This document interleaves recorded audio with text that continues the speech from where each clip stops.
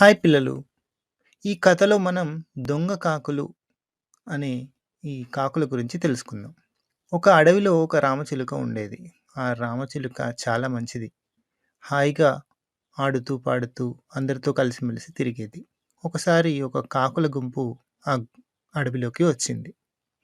అవి ఆహారం కోసం వెతుకుతూ ఉంటే ఈ రామచిలుక కనబడింది.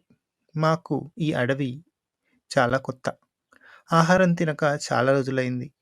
ఏవైనా గింజలు దొరికే చోటు చూపించగలవా? అని రామచిలుకను ఆ కాకులు అడిగాయి. రామచిలుక చాలా మంచిది కదా! అది కాకులకు ఆహారం దొరికే చోటు చూపించింది. కాకులు సంబరంగా తిని సంతోషంగా ఆటలు ఆడాయి, పాటలు పాడాయి. కాకులకు, చిలుకలకు పరిచయం బాగా పెరిగింది.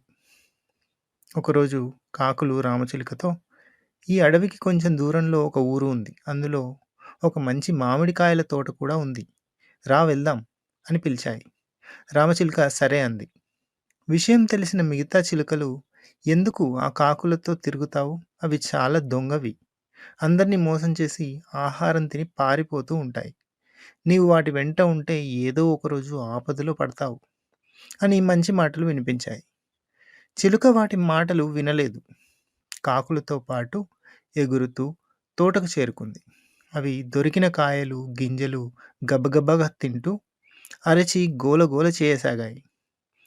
చిలుక ఒక మంచి మాగిన మామిడి పండు మీద వాలి కొరికి తినసాగింది. కాకుల గోలకు నిద్రపోతూ ఉన్న తోటమాలి లేచాడు.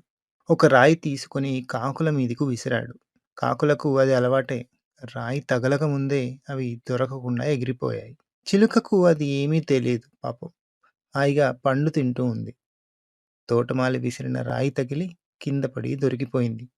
పంజరంలో బందీ అయిపోయింది. చెడు సహవాసం చేసినందుకు ఫలితం ఇలా అనుభవించింది పాపం.